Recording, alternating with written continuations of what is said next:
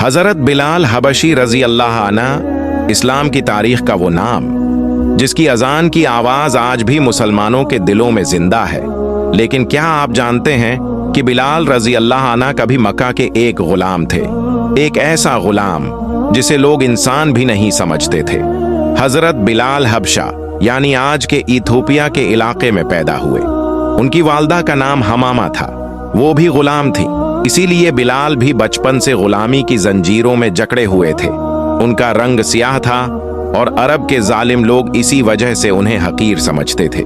कुछ उर्से बाद बिलाल रजी अल्लाह अन्हु को मक्का के एक सख्त दिल सरदार अमिया बिन खलफ ने खरीद लिया। अमिया बहुत जालिम शख्स था। वो बिलाल रजी अल्लाह अन्हु से सख्त मशक्कत करवाता, उन्हें मारता और मामूली गलती पर भी सजा देता। लेकिन फिर मक्का की गलियों में एक आवाज गूंजने लगी, अल्लाह एक है। ये आवाज थी हजरत मोहम्मद सल्लल्लाहु अलैहि वसल्लम की। लोग इस्लाम कबूल करने लगे और एक दिन हजरत बिलाल रजी अल्लाह अन्हु के दिल में भी इस्लाम की रोशनी उतर गई। उन्होंने चुपके से कलमा पढ़ लिया। लेकिन गुलाम का मुसलमान होना कुरैश को बर्दाश्त न था। जब उमिया बिन खल्फ को पता चला तो उसका गुस्सा आसमान तक पहुंच गया। वो बिलाल रजी अल्लाह अन्हु को मक्का की तपती रेत पर घसीट कर ले जाता, उनके कपड़े उतार देता और सीने पर भारी पत्थर रख देता। सूरज आग बरसाता था, रेत जलती थी, लेकिन बिलाल रजी अल्लाह अन्हु के होंठों पर सिर्फ एक लफ्ज होता, अहद अहद, यानी अल्लाह एक है। अम्मिया चीखता, मोहम्मद सल्लल्लाहु अलैहि वसल्लम का इनकार करो। लेकिन बिलाल रजी अल्लाह अन्हु फिर कहते, अहद अहद। ये मंजर देखकर लोग हंसते थे, लेकिन आसमान कांपता था। फिर एक दिन हजरत अबू बकर सदीक रजी अल्लाह अन्हु वहां पहुंचे। उन्होंने बिलाल रजी अल्लाह अन्हु की हालत देखी और उनकी आंखों में आंसू आ गए। हजरत अबू बकर रजी अल्लाह अन्हु ने उमिया से कहा, बिलाल को मुझे बेच दो। लेकिन हजरत अबू बकर रजी अल्लाह अन्हु ने बड़ी कीमत देकर बिलाल रजी अल्लाह अन्हु को आजाद कर दिया। वो दिन बिलाल रजी अल्लाह अन्हु की जिंदगी का नया आगाज था।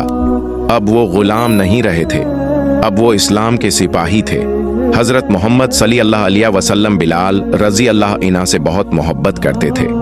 जब नमाज का हुक्म आया तो अजान देने के लिए बिलाल रजी अल्लाह अन्हु को मुंतखब किया गया और फिर मक्का की फजाओं में पहली बार एक आवाज गूंजी, अल्लाह अकबर, अल्लाह अकबर। ये हजरत बिलाल की आवाज थी। वही बिलाल जिन्हें कभी गुलाम समझा जाता था, आज इस्लाम की पहचान बन चुके थे। लोग दूर दूर से उनकी अजान सुनने आते।